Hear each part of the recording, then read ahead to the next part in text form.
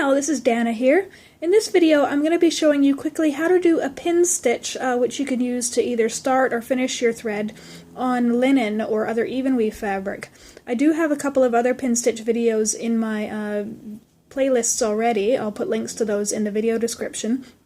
The reason I'm wanting to do a separate one for this is in those videos I actually, this is a Aida fabric here, I actually puncture in between. Sorry, I'm just going to try and focus here a little bit. There. You can do it. There we go. Okay, so I actually, in those videos, I actually show you how to puncture in between these blocks of stitches in order to basically hide your pin stitch. Whereas you can see here with linen, this is what I'm using for a really nice project. I can just show you quickly here. This is where I've gotten to so far with it. It's actually going to be, that's the head of the sockeye here. Sorry, I'm just moving the camera around a little bit. So I'm doing Blaine Billman's Spirit of the Sockeye pattern. It's my first time working in linen, first time working in fractionals, first time on black. So yeah, it's a lot of firsts for me. So it's interesting, but it's a bit of a learning curve as well, which is fine. I like learning.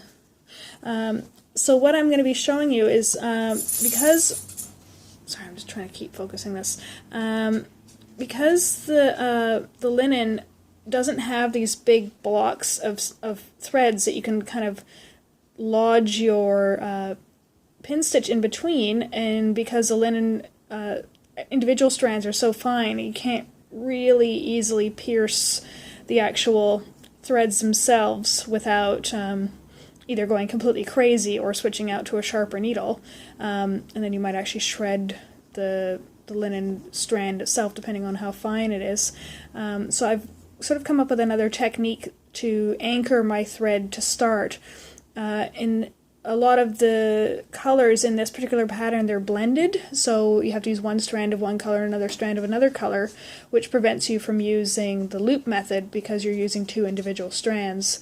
Again, there's another video, and that's in one of the videos about pin stitch that's linked below, in case you don't know what the loop method is. But in this video I'm just going to be showing you another way that you can anchor your thread to start with even weave or dense linen like this.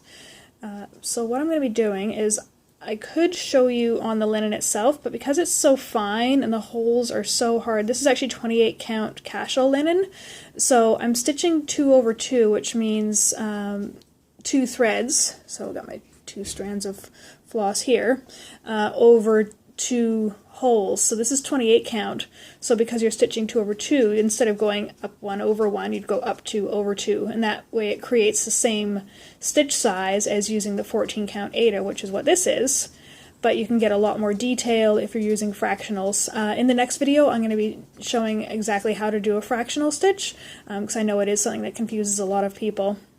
In this one I'm just going to be showing you how to anchor your thread for the fractionals, and then in the next video I'll show you how to actually do the quarter stitches and 3/4 stitches and whatnot. Yeah, and then actually to end my threads in the current piece I'm working on, I actually just run my needle behind some of the other stitches and then loop back and run it through another few stitches and then snip my thread that way. It seems to be anchoring the thread really well, and that way I'm not trying to make too many pin stitches too close to each other, especially when you're working with fractionals and such fine fabric.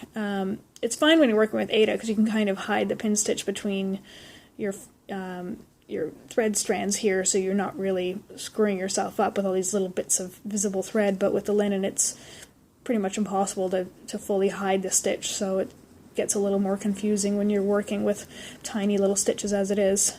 So as you can see here, I've marked out with really light with pencil 2 up 2 over 2 up 2 over 2, so that's going to be my full stitch per se, as if it was on here. It's just going to be twice the size because I'm doing it on the Aida fabric, and that way it's going to be a little bit more visible for you to see on the video. So in theory on this fabric it would be up 2 tiny little holes over 2 tiny little holes, so it's going to be the same thing. It's just going to be easier to see on here than if I demoed on black linen, which is probably going to make me blind, but that's fine. So what I'm going to be doing is I'm actually going to be starting from, you can either start from the front or the back. For this video I'm going to show you starting at the front. You can figure out for you which is easier for you. So what I'm going to do is I'm actually going to go down. So obviously your stitch itself is going to go across and across. But I'm going to show you how to do the pin stitch to anchor it first. So I might be making little stops every now and then to refocus the video if I think it keeps getting out of focus. So what I'm going to do is, you can see here, it's got a little bit of a tail, like maybe 2 centimeters, almost an inch, not quite. I'm actually just going to leave it like that and anchor that with my thumb. And then I'm going to go up into the hole just above it. So, like I said, obviously with a cross stitch you'd be going diagonally for your actual stitch, but as I'm just trying to anchor this, sorry, it's just a little bit tricky without the fabric being mounted. It's just a little scrap I had floating around. So I'm going to bring the needle up there and then drop it back down again into the same hole.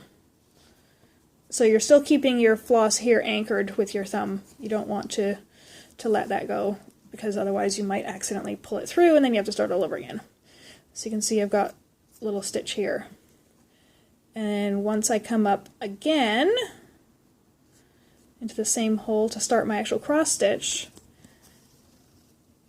just the fact that you've come up and through that hole twice is going to be enough to anchor your thread. So what I would do is I would start doing, still keep anchoring it just to be on the safe side. Of course it depends on how many strands you're using, your needle, because sometimes different sizes of needle will actually create different sizes of hole in the fabric, so it'll push aside more of the thread. So if you're using a bigger needle, it's a lot easier for this tail to come flying through because the hole in the fabric that your needle pushed aside is bigger. Hold that. So there's your first one. And then obviously you can't come back up the same hole, otherwise it'll pop that stitch out. And down. And up.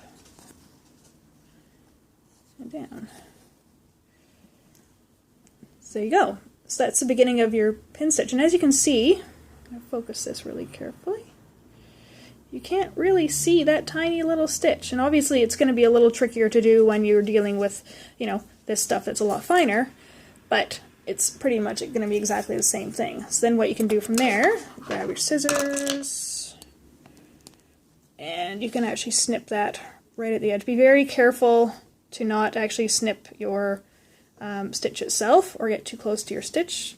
So you can do this, like I said, you can do this from the front or the back, whatever you find comfortable. I'm just doing it from the front for ease of viewing. There you go. Ta-da! Hey presto.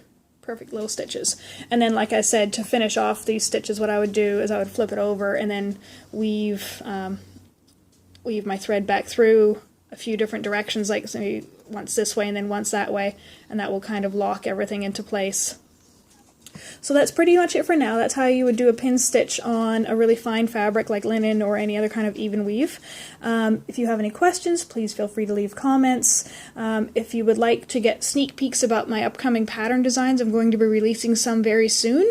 Please feel free to join the VIP club. I've got a link right below this and also in the video description. You'll get sneak peeks of upcoming pattern designs, so you'll get full images of what I've been working on rather than just the little snippets I put on my social media accounts. You will be getting exclusive offers, you'll get a 15% off discount code, and also some other neat little things like that. So yeah, and if you like this video, please feel free to share it. I'm all about helping other people get into creative projects and cross-stitch. And cross-stitch is so simple, so anybody can learn it.